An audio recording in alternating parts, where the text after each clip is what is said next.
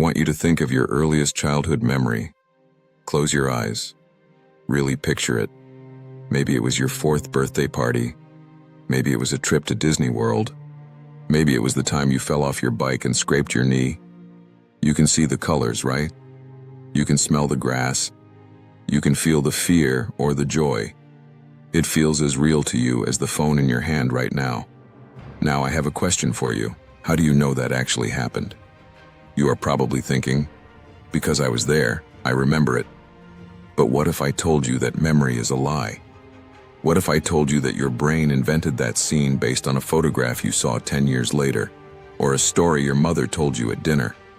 What if I told you that the you in that memory never existed? We like to believe our memory is a video camera. We think it records reality, stores it on a hard drive, and then plays it back exactly as it happened. But your memory is not a video camera. It is a Wikipedia page. And you, and everyone else you talk to, can edit it. Welcome back. Today we are going to learn why your past is a fiction, and why you can't trust the one thing that makes you, you. To understand why your brain lies to you, you have to understand how memory works physically. When you experience an event, your brain doesn't just save it like a file on a computer. It breaks it apart. The visuals go to one part of the brain. The sounds go to another. The emotions go to another. When you try to remember that event later, your brain has to scramble to pull all those pieces back together. It reconstructs the scene. But here's the glitch. Every time you recall a memory, you are not playing back the original event. You are playing back the last time you remembered it. It's like the game Telephone. You experience an event at age 5. At age 10, you remember it. Your brain rewrites the memory with the vocabulary of a 10-year-old. At age 20, you remember the age 10 version, but you add new details because you saw a photo of the house. By the time you are 30, the memory is a copy of a copy of a copy. It bears almost no resemblance to the original truth. This isn't just a theory. This is a proven scientific phenomenon called false memory syndrome. And the scariest part is how easily I can implant a fake memory in your head right now. The pioneer of this field is a psychologist named Elizabeth Loftus. In the 1990s, she ran a study famously known as the Lost in the Mall experiment. She gathered participants and contacted their families to get 3 true stories from their childhood. Then, she created a 4th story, a fake one. The fake story was that when the participant was 5 years old, they got lost in a shopping mall. They cried, they were terrified, and they were eventually rescued by an elderly woman. She read all 4 stories to the participants, the 3 true ones and the 1 lie. Then she asked them, "Do you remember these?"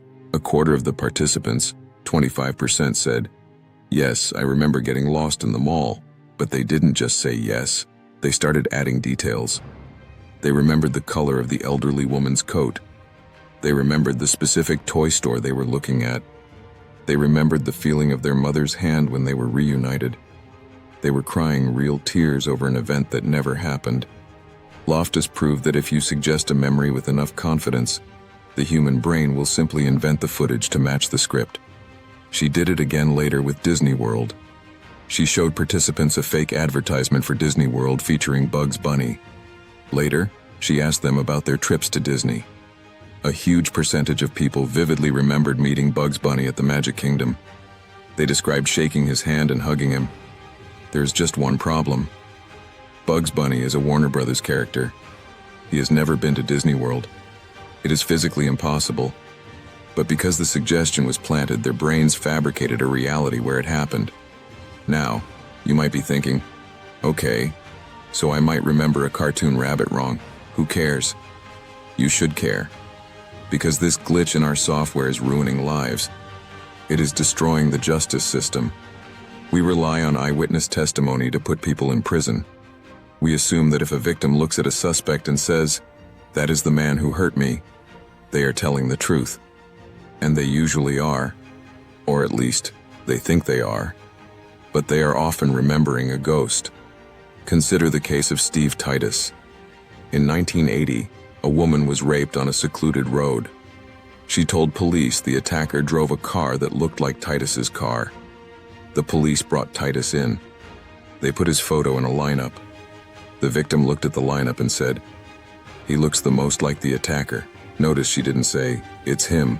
She said, "He looks the most like him." But then the police and the prosecution kept working on her. They kept showing her Titus's face. They kept asking her to relive the attack. Over time, her memory shifted. She replaced the face of the real attacker with the face of Steve Titus. By the time the trial happened, she took the stand, pointed at Steve Titus and said, "I am absolutely positive that is the man." She wasn't lying. In her brain, the file had been overwritten. She could see him doing it. Titus was convicted. He lost his job, his fiancée, and his freedom. Years later, a journalist found the real rapist, who confessed. Titus was innocent. He was exonerated, but the stress was too much. He died of a heart attack at age 35, just days before his lawsuit against the police was set to begin. Steve Titus was killed by a false memory. The scary thing is that confidence has no relationship to accuracy. In fact, studies show that the more confident someone is in a memory, the more likely they are to be wrong, because they have rehearsed the story so many times that they have polished away all the jagged edges of the truth. This applies to flashbulb memories too. These are the big, traumatic global events.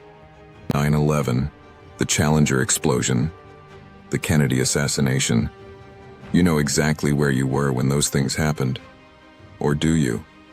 After the Space Shuttle Challenger exploded in 1986, a psychologist asked a class of students to write down exactly where they were and who they were with. 2.5 years later, he asked them the same question. The results were terrifying. Less than 10% of the students got the details right. One student had written in 1986 that he was in his dorm room when he heard the news. 2 years later, he swore he was in the cafeteria. When the professor showed him his own handwriting from the day of the explosion, the student looked at it and said, "That is my handwriting, but that is not what happened." His brain rejected the physical evidence of reality in favor of the story it had constructed. So, why are we built this way? Why is the human brain, the most complex object in the universe, so bad at recording the past? It is because your brain didn't evolve to be a historian. It evolved to be a fortune teller. From an evolutionary perspective, the past doesn't matter. You can't change the past. The only thing that matters is the future. Your brain stores memories not to keep an accurate record, but to create a database of simulations to help you survive tomorrow. It keeps the gist of the event. Fire is hot, snakes are dangerous, and it discards the details. When you try to remember the details, your brain fills in the gaps with whatever is convenient, whatever fits your current beliefs, or whatever makes for a better story. We are storytelling machines. We need our lives to make sense. We need a narrative arc, so we edit our own history. We make ourselves the hero. We make our ex-partners the villains. We make our childhoods happier or sadder than they actually were, depending on how we feel about ourselves today. This leads to a disturbing philosophical question.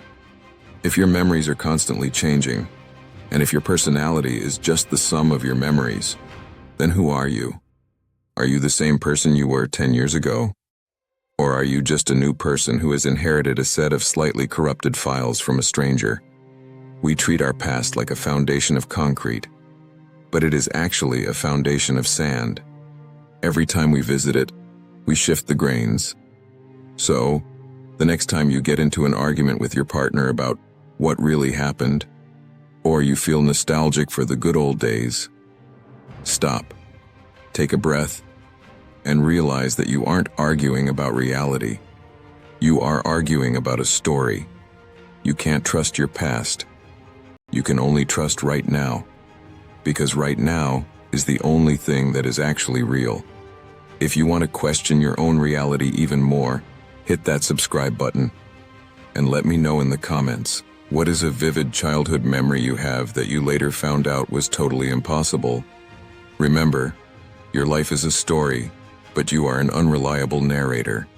See you in the next one.